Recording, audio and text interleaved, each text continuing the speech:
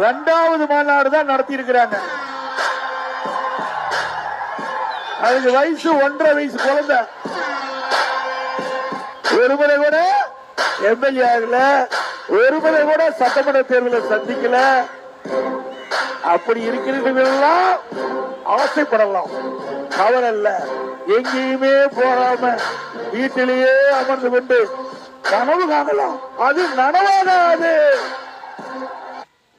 रुको जरा सबर करो. ஐயோ அவன் தவந்து வந்த பையன், அவன் டேபிள் உள்ள பூந்து வந்த பையன். எவன்டா அந்த பையன் டேபிள் பூந்து வந்த பையன், எவன்டா அந்த பையன் டேபிள் பூந்து வந்த பையன், எவன்டா அந்த பையன் டேபிள் பூந்து வந்த பையன், எவன்டா அந்த பையன்.